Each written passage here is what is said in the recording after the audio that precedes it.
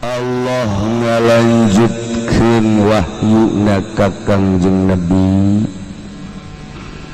patali jeung pembangunan masjid nu hiji masjid teh la masjidun ussisa ala taqwa min awwali Masjid Kuba.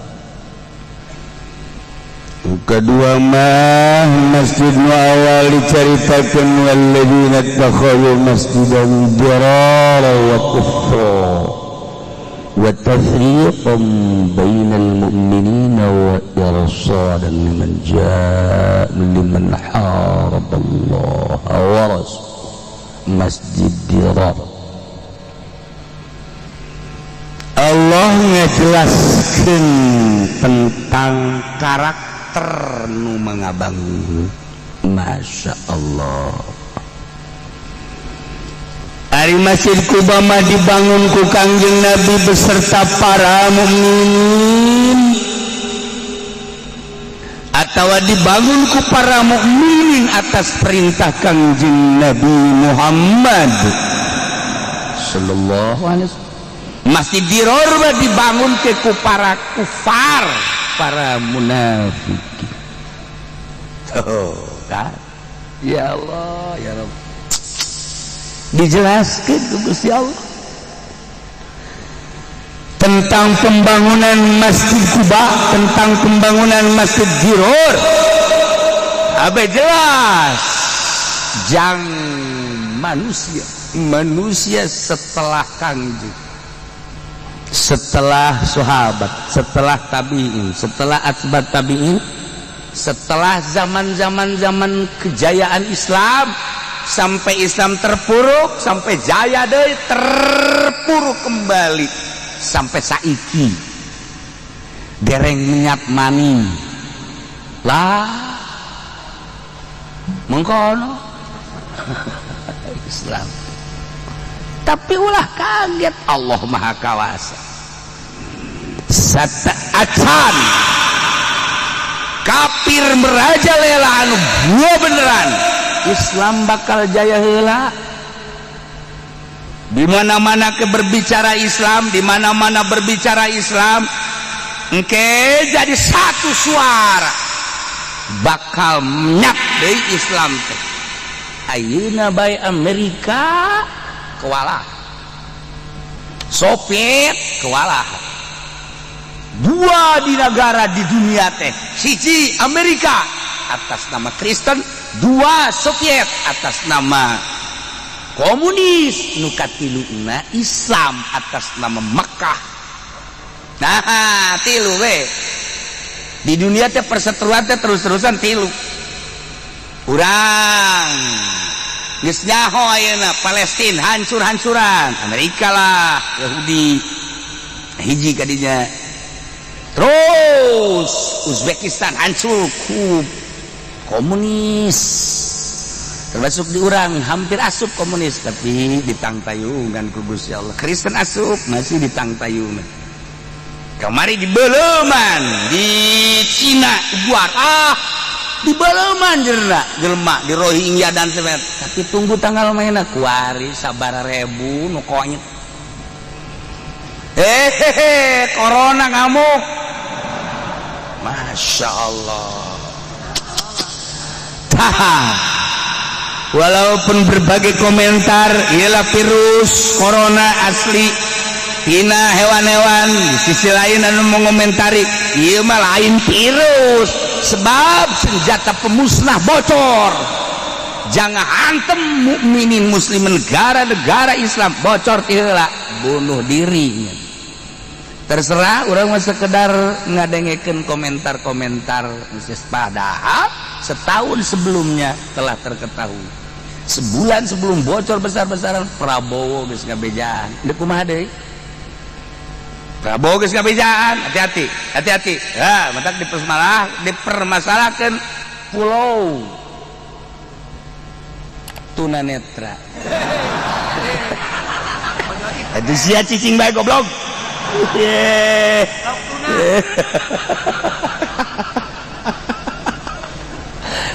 Masya Allah bermain kabeh. kuari berita nu ka urang mah nu pae hanya 500 sekian, anu masih kena geter-geter 2.500, padahal lain sakitu asli nama ribu juta bisa janggakeun sadaya-daya. Sebab kula kan nyarita di Cina ya seorang waliullah anu urut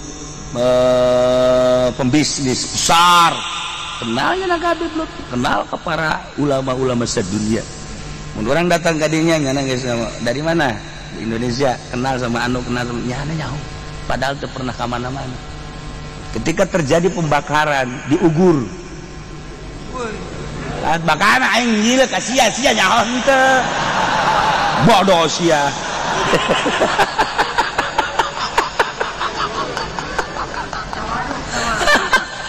Aing nyaho emang bodoh bae sia mah.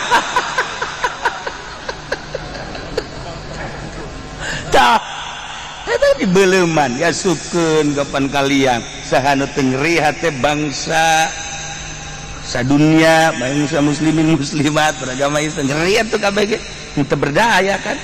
Ente makan teu nyaho ketika KTT kamari. Gimana KTT kamari? Ayo. Kata jauh aja dah. Ya Allah, ya Rabb. Dipimpin ku Malaysia, berarti di mana? Kuala Lumpur. Tuh, ya. Pembahasan pertama penganiayaan Muslim Cina. Itu dibahas.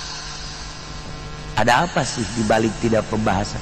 Maka 50 sekian negara anu hadir cuma 20 negara. Sebab materina di makalah tersebut geus terketahui yang akan dibahas ini. Oh, berarti iya urusannya kemanusiaan luar daripada agama. Tidak hadir, Pakistan tidak hadir, ya tidak hadir, ya Yaman tidak hadir, kemudian atau nama Iran tidak hadir, ya, termasuk Indonesia tidak hadir. Ya, tidak hadir. Jadi forum tidak memenuhi. Karena tidak memenuhi sebab kurang daripada 50%. Bantut gimana? Lo dibahas Yaman, lo dibahas Suriah. Itu makan urusan Amerika. Tapi ketika pembahasan tentang penganiayaan Muslim di Cina, di Rohingya, mana Rohingya sih? Itu. Mana? Bukan. Siapa jangan dengan keetek doang.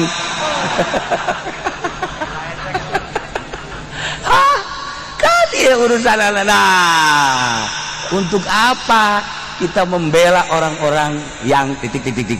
Dan kenapa dia tidak dibela? Dan kenapa? Tidak pernah ada jawaban.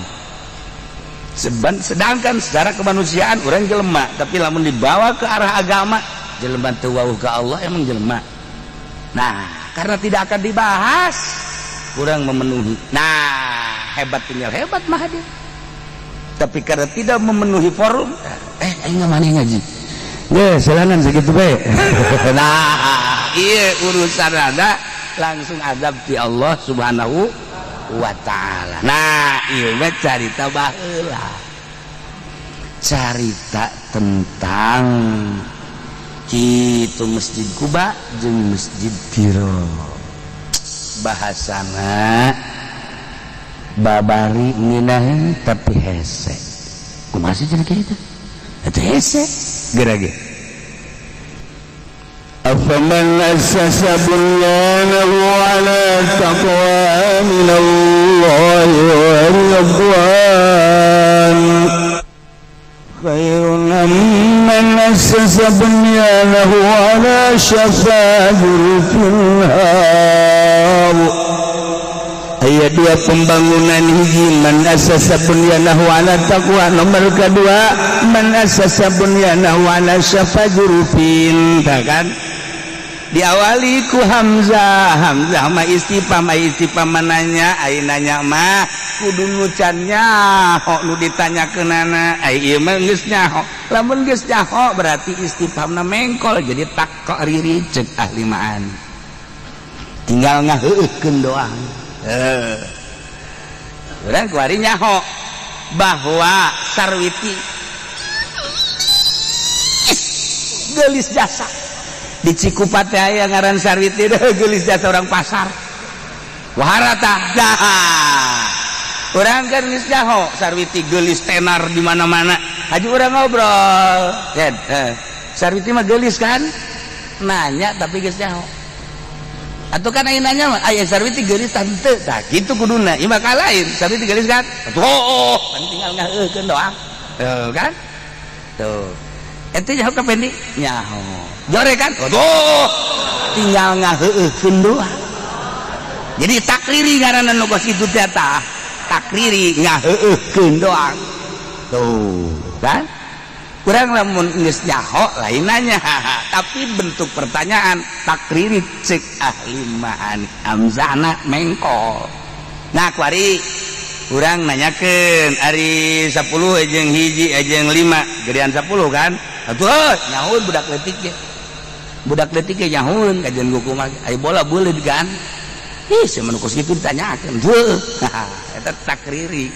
tuh ya udah selalu pertanyaan nanyakeun bupati nanyakeun gubernur asli apa takririna dideleh ku urang dina sia kalam ieu ge bangunan masjid nu hiji masjid Kuba nu hiji masjid Dirot geus nyaho ieu mah pembangunan teh pembangunan jelema mukmin ieu mah pembangunan teh pembangunan jelema kafir atuh geus nyaho geus dijelaskeun tadi berarti kan nu hiji bagus nu hiji jorek dipertanyakeun nu bagus leuwih mana atuh lain nanyakeun nu takriri atuh bagusan Kuba lah tinggal takriri namun tak hamzahna medakeun kana takriri gaji hamzah bae angel hamzah doang eta sakitu ge ku make Sunda bae teu make Arabna mah aku lagi poho puguh